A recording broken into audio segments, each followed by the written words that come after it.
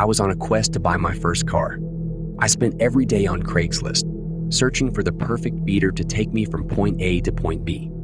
My budget was limited to $3,000, so I was only considering cars no newer than 2004. One day, I stumbled upon an ad for a 2002 Honda Accord.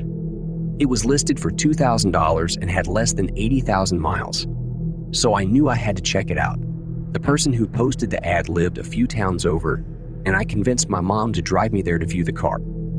After conversing with the seller over the phone, I thought everything seemed normal. He was polite and answered all my questions. But when he asked for my name and I told him Dan, he replied, "Dan, what a great name," and then paused for 5 seconds and said, "That's my name too." This comment made me feel uneasy, as it almost sounded like he had forgotten his own name. The next day, my mom and I went to see the car. As soon as we got off the highway, we saw graffiti and bars on windows. The neighborhood was not clean, didn't seem safe.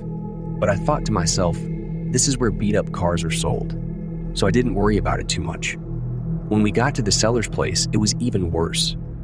The entrance was between two houses and led to a small area with two more cramped houses. I rang the doorbell, but there was no answer. I knocked on a window and a man's voice told us to come inside, saying the door was unlocked. My mom grabbed my shoulder and whispered, "Are you sure you want to go in there?" I said, "Yeah, don't worry, Mom." I opened the door and we stepped inside. The inside of the house was dark and dingy.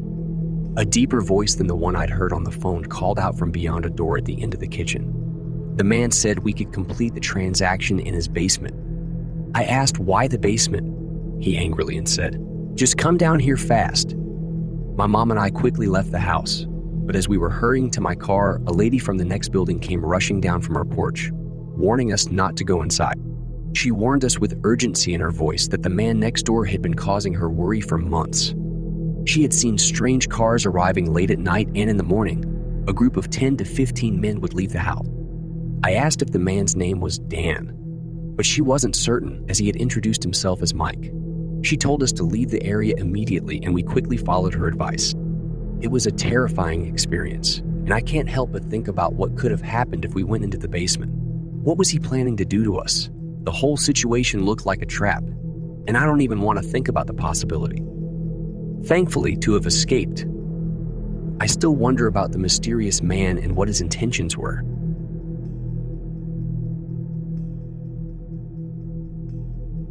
I used to work for a big maid company, but I left after my ex-coworker told me that she was making more than triple just by listing ads on Craigslist Marketplace. So I looked into it and eventually started doing it too. I was making amazing money for close to 7 months before anything strange happened. One day, I received a request to clean a house. I explained my process, which included specifying the rooms to be cleaned and estimating the cost based on time. This was the same as my previous job, but now I charged a higher price. The client sent me a video tour of their house, which was really clean and almost spotless. To be honest, this did raise some red flags, but the attractive payment overcame my concerns. We agreed on a date and time for the cleaning. A few days later, I went to his house for the first time to clean. He greeted me at the door and led me upstairs to start cleaning. However, he stayed in the room, watching me, which made me uncomfortable. When I asked him if he wanted me to do anything else, he said, "I knew I had to have you," when he saw my ad on Craigslist. He then went to the room across the hallway and sat on the bed, watching me. I moved to the bathroom and was scrubbing grout when I felt like I was being watched again. I turned around and saw him in the doorway. He said he forgot to tell me to leave the vanity as is because it belonged to his wife who had died years ago. But when I saw makeup on the counter, I realized that his story didn't add up. The makeup was from 2015 or later, and he had said his wife died in 2009. The man remained distant and unresponsive for the rest of the time I worked upstairs. I was anxious about going down to the basement, but I knew I had to finish what I started. Upon entering the kitchen, I noticed something strange about the living room. There were no pictures or decorations on the walls. This strange detail made me uneasy. Just as I decided to wrap up quickly, the man appeared and asked for a favor. I nervously asked what he needed, to which he responded that he forgot to mention that he's having guests over next week and that the basement was where the pool table and other items were stored. He asked if I could vacuum it quickly. I informed him that my schedule was tight and I wasn't sure if I could do it today, but perhaps next time. He then said I could skip the dining room because it's never in use and just do the basement floors instead. I responded explaining that I could come back tomorrow and do the whole basement instead of just the floors if he wanted, just trying to push it off a little bit. But this was when his whole demeanor changed. He started to get really weird and said that he just wants the floor done and he couldn't understand why I wouldn't just do it today. He went on to say that he and his wife really needed the floors done down there. His wife, the one that had died years ago. That was the moment I realized that this guy was clearly trying to do something horrible. But I didn't know what.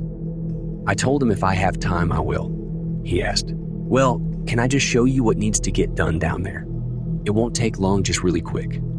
Knowing he wasn't going to stop, I pretended to get a phone call, so I went to the other room. I then called my friend to explain what was happening. He was still watching me carefully, so I spoke in Spanish, praying he didn't know any. She agreed to drive to this address and make sure when I left he didn't try to follow me or worse. I got off the phone and told him that I had a family emergency and I could come back tomorrow to finish everything, which was obviously a lie. He looked at me with the coldest look on his face and replied, "Don't bother." Then he walked upstairs while I gathered my things. I knew I wasn't going to get paid, but at this point I just felt lucky to leave. My friend got there while I was loading my trunk, and the guy was staring at me through the window the entire time. I left, and when I got home, I called the police to tell them what happened. But there wasn't much they could do since he didn't break the law. He was just being creepy. They basically just told me the obvious, to not go there again, which I clearly wasn't going to. Just a reminder for everyone. If you provide a service through sites like Craigslist, there is no sure way to tell who's weird and who's not. So make sure to trust your gut and always let someone know the address you're going to and when you're supposed to leave, just in case. I don't know what was wrong with that guy or what he had planned for me in that basement, but I hope nobody else has to find out.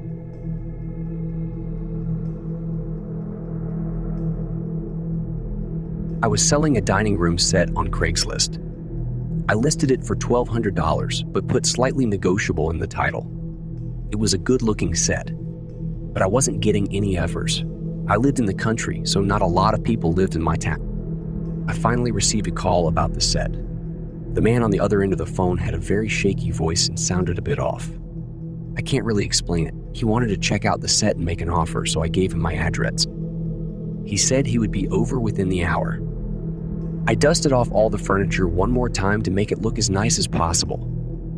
The doorbell rang within 10 minutes, and I was shocked. He must have lived really close, which in my area was very surprising. I opened the door and immediately felt uncomfortable about letting this man into my house. He was wearing a white undershirt with yellow stains scattered all over it. His pants were way too baggy and had a few tears in them. His gray mustache was stained brown in the middle and his hair was a complete mess. Basically, everything you shouldn't look like in public. He greeted me with a hello in the same shaky voice as before. I invited him in, and he immediately caught a glimpse of the dining room set since it was the first room you see in the house. He began walking around really slowly, making weird sounds and making sure to feel every inch of every piece of furniture. I was very weirded out watching this and decided to break the silence by bringing up the price. I reminded him that my asking price was $1,200, and then he stopped, looked up at me, and gave me the most unnerving smile I had ever seen. "How about $500? He asked.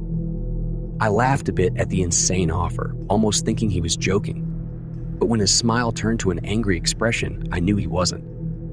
I apologized and told him that $1,000 was the lowest I would be willing to go. The man then started acting even weirder. He put his hands up to his head and started making strange noises again, pacing back and forth. He then looked at me with a look of anger and hatred. This man was not right in the head. I realized it just then and there and needed him out of my house. I apologized to him again and thanked him for coming, which was the most obvious way of letting him know it was time for him to leave. But he didn't move. The stare he was giving me was obviously a stare of malice. This man was much bigger than me, and I didn't think I could take him in a fight. But then the man moved his hand to his back pocket, and I quickly assumed he was reaching for a gun. I ran upstairs to my bedroom to my closet, leaving the man alone in the dining room. In my closet, I grabbed my .45, loaded it, and took cover behind the wall. Sneaking a peek into the dining room, the man was gone. I went back to my room and locked the door. I called the police and took cover behind my bed. In the meantime, it felt like hours before I heard the police sirens outside my house. However, I stayed put behind my bed for all I knew. That man was right outside my bedroom door. Thankfully, I hadn't locked the door, and I heard the police enter my house. I left the bedroom with my hands raised and showed them my ID. The police officers were very professional and had me wait outside while they continued their search. After about 5 minutes, they stepped out of my house with the man in handcuffs. They told me that he was hiding in my pantry closet with a loaded gun, which was a very disturbing realization. I feel it's only a miracle that the police weren't shot at. However, the thing that still haunts me to this day is the look that the man gave me through the window of the police car as it drove off. He had a look of malice and hatred, as if the first thing he would plan to do after getting out of jail would be to come back for me.